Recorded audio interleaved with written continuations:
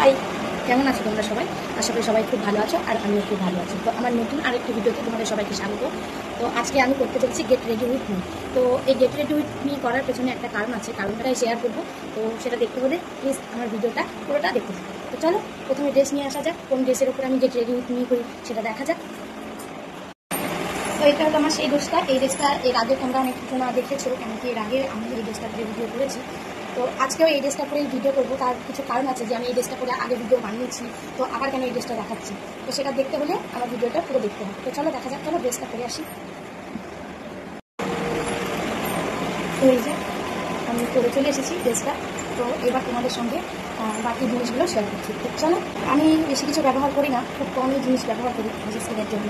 তো প্রতিদিনকার রুটিনে থাকে এই যে রিপোর্টের এই টোনারটা। এই টোনারটা আমি এখন তারপরে এটাকে শুকানোর জন্য একটু সময় দেবো। সানস্ক্রিনটা যেহেতু এখন গরম, আর সানস্ক্রিন তো অবশ্যই দরকার, তো তার জন্য আমি একটা সানস্ক্রিন ব্যবহার করছি।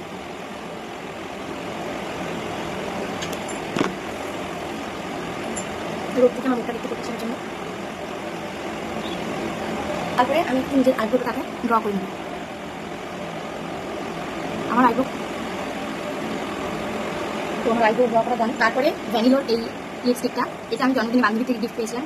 তো এটা খুব পছন্দ হয়েছে আর আমার স্কিন টোনের সঙ্গে সেটা খুব ভালো যায়। তো তার জন্য আমি কোথাও গেলে সব থেকে মাস্ট এই লিপস্টিকটাই ব্যবহার করবো। জানি না কতটা কি করছি, কারণ ক্যামেরার সামনে তো এইভাবে আমাদের রেডি করিনি, আজকে ফার্স্ট টাইম। আমি একটা হাসিয়ে নেবো বা কম করে নেবো।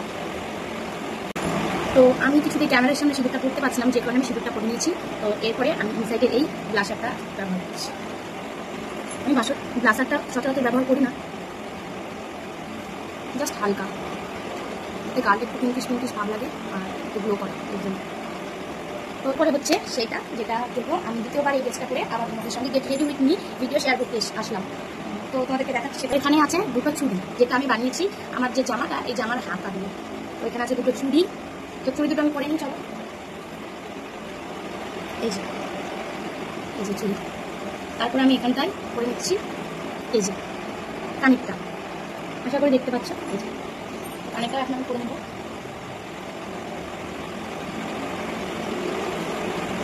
সব আমার নিজের হাতে বানানো, ফেলে দেওয়া কাপড় দিয়েও যে এত সুন্দর ম্যাচিং করে ড্রেস ম্যাচিং করে জুয়েলারি বানানো যায় সেটা আমি বানিয়েছি।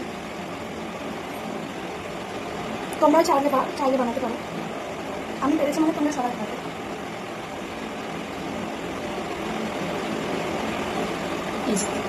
এই একটা ছোট্ট চোকার বানিয়েছি। তো সব শেষে আমি একটা টিপ করে আমার লুকটা কমপ্লিট করবো।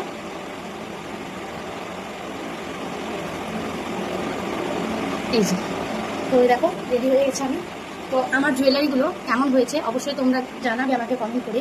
আর তোমরা যদি ফেসবুক থেকে দেখে থাকো আমার ভিডিওটা, তাহলে অবশ্যই ফলো করে দেবে। আর যদি ইউটিউব থেকে দেখে থাকো তাহলে প্লিজ আমার চ্যানেলটা সাবস্ক্রাইব করে দেবে।